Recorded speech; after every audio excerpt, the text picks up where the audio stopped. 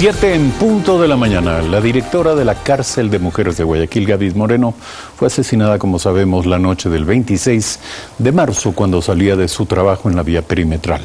La señora Moreno, de 46 años, recibía 12 impactos de bala y falleció en el hospital universitario mientras recibía los primeros auxilios. No es un simple hecho de sangre ni un dato aislado sobre la violencia, porque a muchos da la impresión de que este hecho representa una situación latente, no revelada del estado de inseguridad en el sistema carcelario, que ya no solo afecta a la población carcelaria, sino también a sus autoridades. Está aquí la ministra de Justicia, Rosana Alvarado. Buenos días, gracias por acudir a esta invitación. ¿Qué se sabe del caso de la asesinada directora de la cárcel? Sí, Eduardo, gracias. Buenos días, amigas, amigos. Esta es una investigación que se está desarrollando inmediatamente después de esta que ha sido para nosotros como Ministerio de Justicia una tragedia, un dolor muy grande, porque en verdad la funcionaria, la compañera Gabis Moreno era una mujer de extraordinarias cualidades en su trabajo de rehabilitación. En cuanto se supo pues de esta noticia, se activaron inmediatamente los protocolos de la policía y en este momento las investigaciones continúan, de manera que no es posible dar detalles, porque además es la policía la que en su momento, cuando las investigaciones avancen, pues sabrá informarle a la ciudadanía de lo que se trata. Pero más allá de este hecho que, como les digo, pues para nosotros como ministerio, para la sociedad ecuatoriana, es una pérdida gigante y además un motivo de muchísima preocupación. El Ministerio de Justicia ha procurado mantenerse en contacto con los familiares, no puede ser de otra manera, activar todas las prestaciones que a través del Instituto Ecuatoriano de Seguridad Social pues se tienen que establecer en casos como estos, tan dramáticos. Además, hay 2 niños que no pueden quedar desprotegidos y esa ha sido la línea en lo que refiere a lo sucedido con Ahora, ¿qué pasa en la cárcel de mujeres? ¿Cuál es el presumible origen de la violencia que desencadena este hecho irreparable? Sí, bueno, las cárceles, el sistema penitenciario es un sistema en donde siempre hay sorpresas, Eduardo, en donde siempre un acontecimiento, por más aislado que parezca, es un acontecimiento trágico, es un acontecimiento que mancha de sangre, que genera, pues lamentablemente, estos que son bajas humanas, pérdidas de personas, ¿no? En este sentido, es importante reconocer todo lo que ha sido la trayectoria y cuál ha sido el histórico de los centros de rehabilitación en el país, que han enfrentado siempre problemas estructurales y bueno, otros que son más coyunturales. En los temas estructurales teníamos un hacinamiento que sobrepasaba el 200%, por ejemplo. Pero yo le pregunto, es que no es un hecho cualquiera. Es un acto de sicariato, evidentemente, 12 tiros para asesinar a la funcionaria. Estamos hablando de un hecho de violencia provocado o producido probablemente por personas que están dentro de la cárcel, del lugar donde trabajaba la funcionaria. Bueno, no necesariamente. En eso la policía dará a conocer cuáles son las hipótesis, porque entonces lo que acaba de mencionarse es que la responsabilidad estaría ya identificada en el centro de rehabilitación cuando puede haber varias posibilidades. En verdad, estos son actos que más allá de la sorpresa, más allá del horror que generan, pues se investigan porque hay algunas connotaciones que pueden ayudar a identificar, más allá de los responsables, cuál es la articulación de bandas criminales, de organizaciones delictivas que pueden estar dentro de los centros de rehabilitación. De hecho, es allí en donde después de que son sentenciados y después de un proceso investigativo se determinan las responsabilidades y es allí donde se cumplen las condenas. ¿Pueden estar o hay evidencias de que hay esto? Bueno, siempre es que los que son sentenciados afuera, no es que al ingresar en los centros de rehabilitación cambia su comportamiento, no es que se convierten en buenas personas, no es que modifican su conducta, es que es bastante posible que al interior de los centros, inclusive por las propias condiciones de encierro, su comportamiento social sea todavía más agresivo o de más violencia. Generalmente por eso es que se presentan los sucesos violentos al interior de los centros, porque las bandas quieren controlar los pabellones, porque quieren tener aquello que se denominaba el caporal, una persona sale ya en libertad porque su sentencia ha sido cumplida, quien le sucede en estos mecanismos de controlar o de tener poder en los centros de rehabilitación.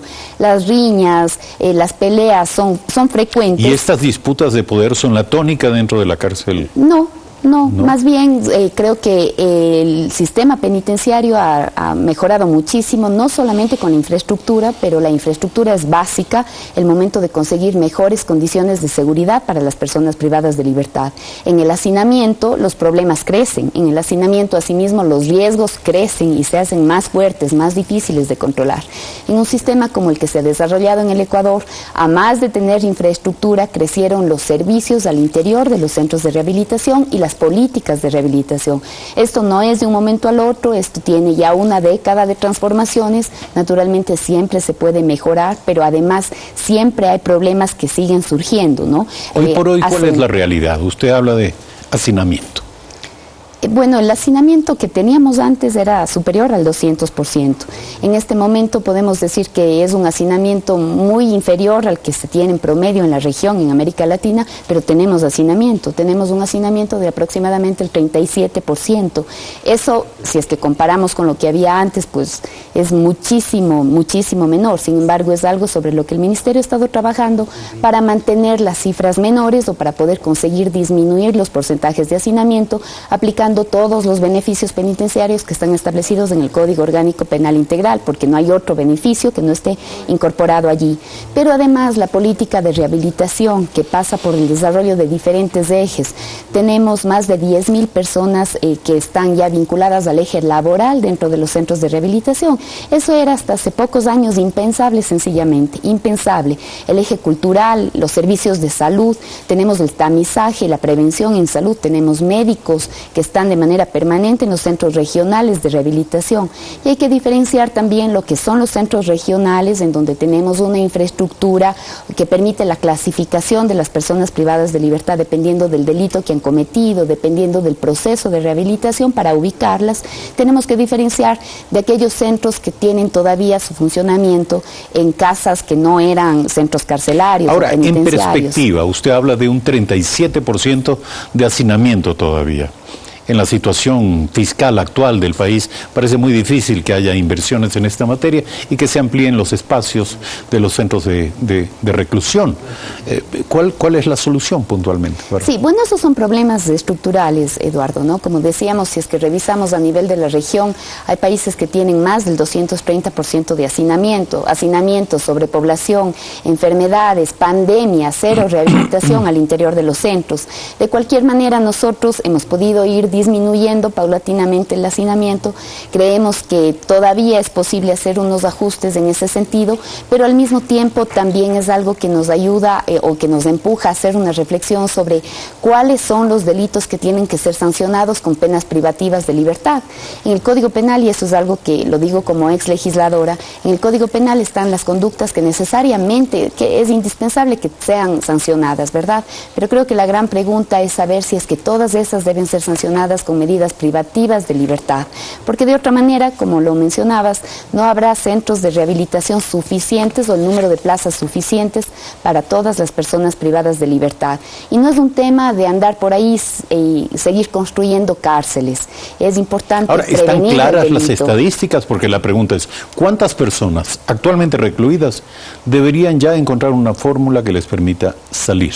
Bueno, en eso hemos tenido importantes avances. Creo que por eso, precisamente, cuando yo llegué al Ministerio, el hacinamiento era de alrededor del 42%. Haberlo disminuido y no haber permitido que ese porcentaje siga creciendo, que es como la regla natural, me parece que es un punto importante de estos últimos meses. Pero para eso se necesitan diferentes medidas, algunas alternativas. Una de ellas, identificar cuáles eran los procesos por los cuales los beneficios penitenciarios no podían ser concedidos. Esas no son medidas que le corresponden al Ministerio de Justicia, sino a la función judicial. ¿Cuáles son los beneficios penitenciarios? El cambio de régimen, por ejemplo. Eso está establecido en el Código Penal Integral, el cambio de régimen, y antes, porque hay todavía algunos delitos que fueron sancionados con el código anterior, se hablaba de la prelibertad. Ambas figuras, ambos mecanismos, después de haber cumplido un porcentaje de la pena y después de que en el expediente se haya valorado, por ejemplo, la conducta de la persona privada de libertad, sus iniciativas para la rehabilitación, para la reinserción, no tener ningún otro proceso abierto, haber guardado pues buena disciplina, buenos mecanismos de convivencia, todo eso tiene que ser valorado por el Ahora, los mecanismos para conceder este tipo de privilegios. No son privilegios, son beneficios penitenciarios. Beneficios penitenciarios. ¿Estos mecanismos están en operación? Claro, por eso mismo todo el tiempo tenemos los cambios de régimen o la prelibertad. Es algo bastante habitual, muy frecuente dentro del sistema penitenciario. Pero como les decía, ese no es un tema que ejecuta el Ministerio de Justicia, sino la función judicial, porque es el juez el que tiene que valorar la carpeta, pero además de eso, ver que se cumplan las condiciones, los requisitos establecidos en el Código Penal. ¿Y hay jueces disponibles para esto? Sí, bueno, ese es uno de los desafíos de la función judicial, pero los tenemos, claro que los tenemos. El cambio en el sistema de administración penitenciaria, el cambio en el sistema de rehabilitación social nos está permitiendo tener hoy, por ejemplo, como decíamos, más de 10.000 personas incluidas dentro del eje laboral, más del 40% de la población penitenciaria en el eje educativo en diferentes modalidades. Podemos tener personas ya comprometidas con el eje cultural dentro de los centros de rehabilitación, las radios al interior de los centros, los diferentes mecanismos para que puedan tener programas de teatro, desarrollo cultural, artes escénicas. Hay algunas alternativas. No siempre resulta muy sencillo que todas las personas se integren, porque también pasa por un compromiso personal de ellos mismos. Hay gente que definitivamente no tiene las intenciones de reinsertarse, de rehabilitarse. Hay otras personas, en cambio, sobre las cuales no hay novedad, que cumple su sentencia de una manera más ordenada, disciplinada, sin buscar problemas con quienes tiene que compartir al interior de los centros de rehabilitación. Asumimos que este problema de la sobrepoblación carcelaria no se presenta de manera uniforme en todo el territorio nacional. La pregunta es, ¿dónde están los principales problemas o los problemas más acuciantes en esta materia? Sí, bueno, es en general en todos los centros, ¿no? Tenemos los mismos problemas, los mismos inconvenientes, porque son temas estructurales. Hay centros que tienen más hacinamiento, que tienen mayor sobrepoblación que otros. No es tan sencillo hacer un reparto equitativo o dependiendo del número de plazas, porque tenemos que asegurar las condiciones en las cuales las personas privadas de libertad no van a enfrentar riesgos y también van a tener la posibilidad de estar cerca de sus familias. A veces hay personas privadas de libertad que su petición es regréseme a El Rodeo en Puerto Viejo, regréseme a la cárcel de Tulcán o envíeme a Turi porque está allí mi familia en Cuenca, ¿no? ¿Y ese tipo de pedidos se consideran? Depende, no siempre es posible, ¿no? Porque si es que tenemos ya algunas alertas de seguridad a través de inteligencia penitenciaria, pues tenemos que saber la ubicación de esa persona. Pero también cuando de por medio es una persona que no recibe visitas porque su familia está lejos y no hay mayor novedad en torno al expediente de esa persona, se puede efectuar un traslado, ¿no? Entonces, depende de algunos factores la valoración de dónde se ubica esa persona, además del perfil de la persona privada de libertad. Hay quienes están por delitos menores, pero hay quienes por el nivel de peligrosidad que representa, más que de peligrosidad, el perfil que tiene la persona privada de libertad. Sobre esa persona hay que tomar diferentes precauciones, evitar que esté comprometida con otras bandas enemigas, con bandas con las que pudiera llegar a tener inconvenientes al interior de los centros. Entonces resulta que hay que hacer un estudio y un análisis de seguridad de cada persona privada de libertad. Hoy por hoy, ¿cuántos miles de presos hay en el país? Aproximadamente 37.500, casi 37.500. ¿Y usted dice que la población carcelaria no ha ido creciendo? O sea, se ha ido controlando el hacinamiento. Hemos bajado más bien del 42% a un 37%, que es la cifra con la que estamos en este momento. Muchísimas gracias, Rosana Alvarado, ministra de Justicia, esta mañana aquí en Primera Impresión, 7 de la mañana.